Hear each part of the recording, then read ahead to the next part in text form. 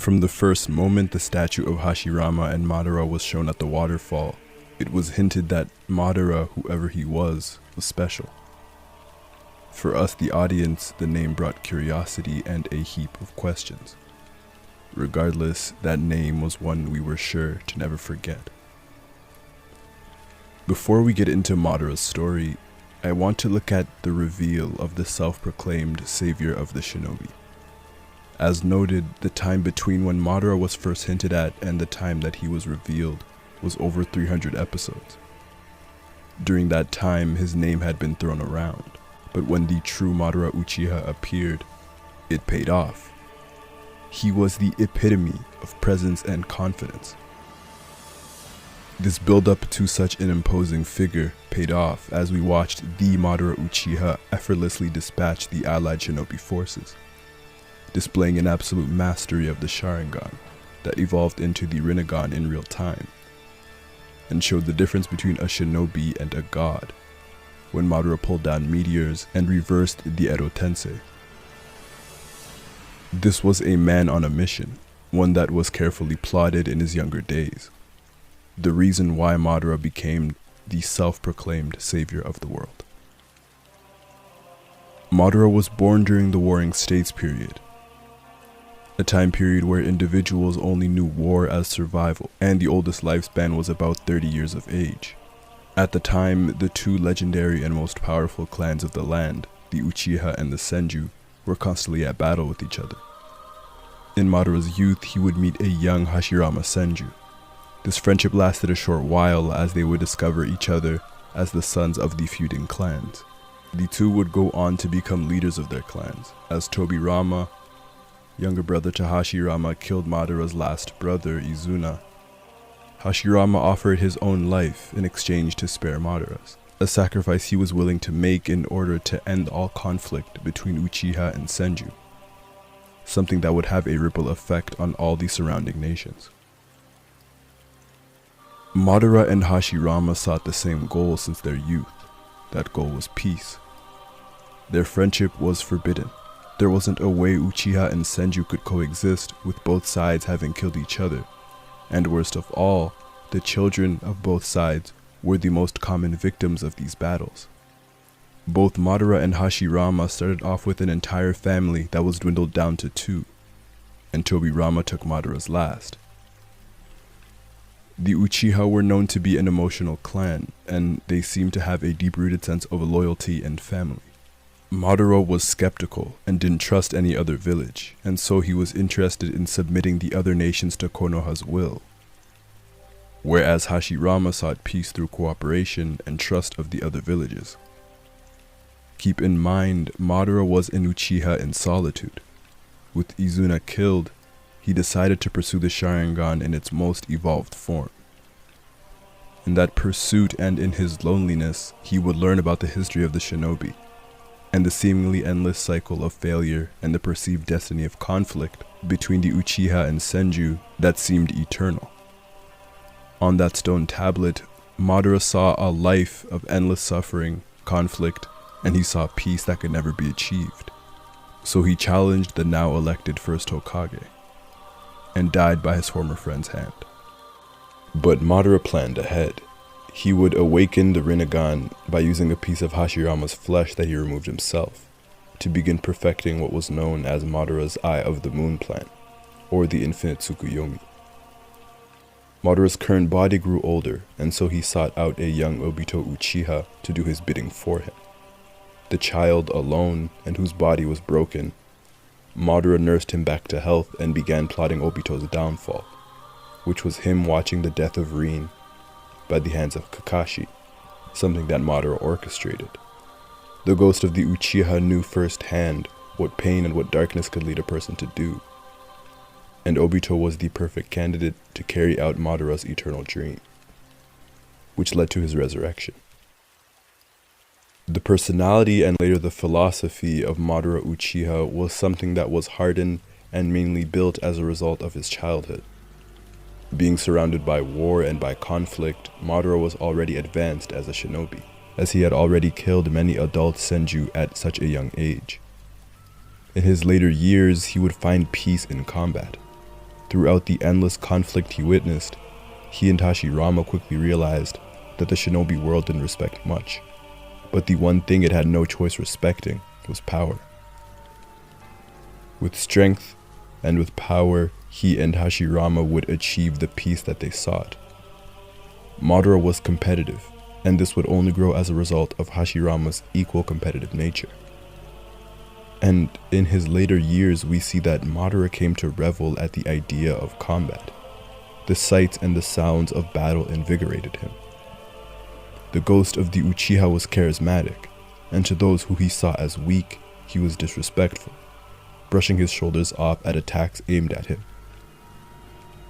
Madara only respected those who were strong, and when Hashirama entered the fray during the Fourth Ninja War, Madara was evidently overjoyed by the presence of his rival's Chakra. The first Hokage was someone who pushed him to be better, and so he would build up an impressive repertoire of jutsu and physical skills. Madara would become a force and one of the most powerful shinobi of all time. Again though, loneliness left the self-proclaimed savior of the world untrusted. Upon reading about the failures of the shinobi, he would quickly lose hope for mankind, believing that Hashirama failed.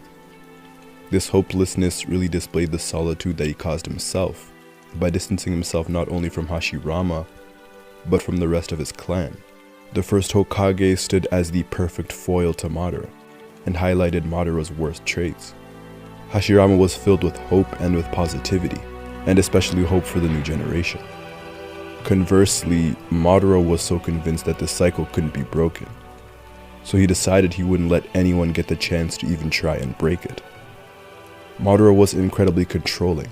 He wanted to do things by his own hand, never letting anyone stand behind him, which enters his Eye of the Moon plan. A plan that, in short, would place the world under a dream, under an eternal genjutsu, which creates a new world that would be molded by Madara Uchiha. He tells it as this: I shall unify the entire world. I will create a world without hatred or war. Everything will become one with me. Everything will be united. A world of only victors. A world of only peace. A world of only love. I will create such a world. But it wasn't as though his plan was thoughtless. Through his time spent alive, he seemed to be studying the individuals around him and their motivations. People desire peace, and yet, on the other hand, they crave conflict as well. That duality is mankind for you. Madara speaks to it by calling it the world that Hashirama created, which is one that is inconsistent and incongruous, which he in turn is describing human nature. Madara did have Konoha's best interest at heart. At its core, his philosophy was geared towards achieving true peace, and that at one point was where his heart was focused towards. But during this time alone, with Hashirama as its current leader, and Tobirama groomed to be next in line, he saw the Uchiha's safety in jeopardy. As stated, loneliness plagued Madara's perfect vision, and so he would detach himself from the village and from his clan, and from Hashirama, to search for that peace. He decided that he would come back and achieve that peace through brute force.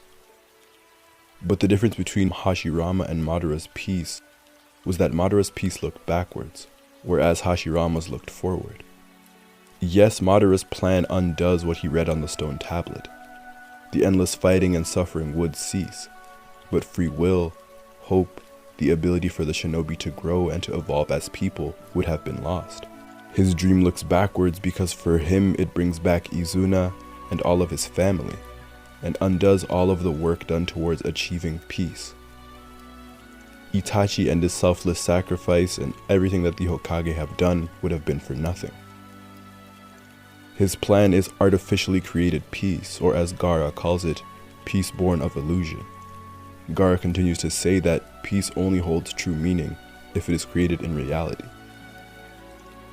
Free will, the ability to make choices and to live how one wants to, with the burden and responsibility of each choice, is one of the core aspects of humanity. With Madara's plan, he takes away the very essence of humanity and freedom in the shinobi world. As Tobirama says, that is not his choice to make. Individuals must be given the opportunity out of their own volition to choose, much like Hashirama once chose to end the battle between the Uchiha and the Senju. Hashirama's dream looked forward, as his philosophy of the will of fire set the future generations of shinobi, not only of the Leaf, but he inspired other villages. The god of shinobi gave Konoha the tools to succeed, and to be better than they were. He gave the future generation the ability to choose what it is that they want to do in that world. It would later be revealed that Madara was taken advantage of by Black Zetsu, who kills him in order to revive Kaguya Otsutsuki. I think one of Madara's best moments comes right before his death, where he lays alongside Hashirama as the one's conflicting ideologies of the village hidden in the leaves, the will of fire against the eternal dream. This moment is great because Madara is a character who has become truly alone in all aspects. I stated that Madara studied people and learned about their motivations and thoughts. He was the one who told Obito how to control people. He understood the impacts of loneliness combined with darkness and failure, but he too was a victim of it. Itachi once stated that people live their lives bound by what they see as right and as true based on their reality. Madara was someone who was bound by this, and he was not able to see a world outside of him being right. Having been shaped by the constant state of war and of death, and especially having lost his family, and Izuna especially in battle, his reaction of wanting life to be an eternal dream is normal. His plan reflected his current state of mind. But the idea that Madara needed to impose what he thought as right onto the rest of the world, especially one that didn't agree with him, is where Madara begins to lose himself. His mind was so warped and so focused on this one goal in a period in time that no one from his lifetime should be alive. All of the connections he made were all pawns in his plan, which is ironic because he was the pawn in a bigger plan. In their death, Hashirama tells the ghost of the Uchiha that he should have been able to come to terms with the fact that there were things he couldn't achieve. He was so controlling in the sense that he wanted to do everything by his hand alone. But the Uchiha ancestor was never one to accept failure. He failed in saving his brother, failed in creating the village and the country the way he wanted, and he just couldn't accept that. At least Hashirama had the level-headed Tobirama behind him to inform and to calibrate his every single decision. Madara hated having anyone behind him, and this was ultimately his downfall. And so he waged war on the one person that genuinely trusted him.